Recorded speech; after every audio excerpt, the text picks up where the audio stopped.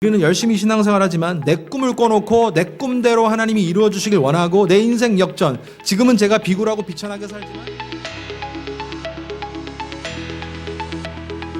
요셉이 명언을 하기 시작합니다. 요셉이 그들에게 이르되 두려워하지 마소서, 내가 하나님을 대신하겠습니까? 라고 이야기를 합니다. 원문에서는 이 하나님을 대신하겠습니까? 라고 하는데 이 두 가지 뜻이 있는데, 대신한다라고 하는 대신, 뭔가 대체된다는 뜻이 있고 대체할 수 없습니다 라는 뜻도 있지만, 또 하나의 뜻은 뭐냐면 제가 하나님의 종속입니다 라는 뜻이 있어요. 여기서 말하는 종속은 거기에 속해져 있다라고 하는 겁니다. 저는 하나님 밑에 있는 사람입니다 라는 얘기예요.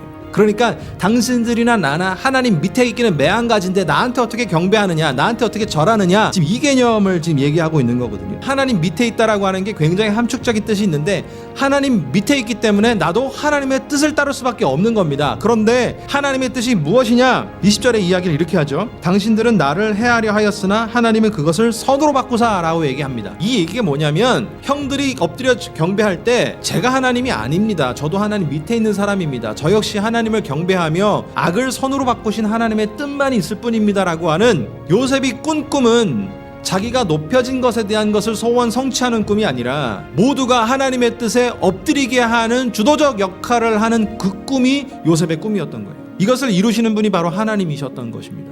그런데 우리는 열심히 신앙생활하지만 내 꿈을 꿔놓고 내 꿈대로 하나님이 이루어 주시길 원하고 내 인생 역전, 지금은 제가 비굴하고 비천하게 살지만 막판에 한번 빵 터뜨려 주실 하나님의 뜻을 우리가 살면서 내 지위가 상승되고 내 지분이 많아지는 것을 꿈꾸면서 그걸 하나님 보고 이루어내라라고 하는 무언의 폭력을 하나님께 가하는 행위들이 신앙생활을 통해서 강화되는 경우가 너무나도 많이 나타나는 것이죠. 하나님께서 베풀어 주시는 이 악을 선으로 바꾸시는 것을 분명히 본 요셉만이 마땅히 순종할 수밖에 없었고, 자신이나 형들이나 다 하나님 밑에 있기 때문에 누가 누구를 벌해, 누가 누구를 형벌을 해, 누가 누구를 보복해 라고 하는 것을 단숨에 없앨 수 있었다라고 하는 것입니다. 이것은 겟세마네 동산의 예수 그리스도의 눈물과 똑같은 거예요. 내 뜻대로 할 수 있어요. 그러나 아버지의 뜻이 있기 때문에 제 뜻이 아닌 아버지의 뜻대로 되기를 원합니다 라고 하는 고통과 극도의 십자가 앞에서 예수 그리스도의 고백이 나오게 되는 것이죠. 우리의 악을 십자가를 통해서 선으로 바꾸신 그 하나님의 사랑을 이해할 때 우리로 하여금 더 큰 죄를 저질렀음에도 불구하고 내 앞에 나를 해하게 한 것들, 나에게 악하게 한 것들을 그리스도의 능력으로 용서할 수 있다라고 하는 것이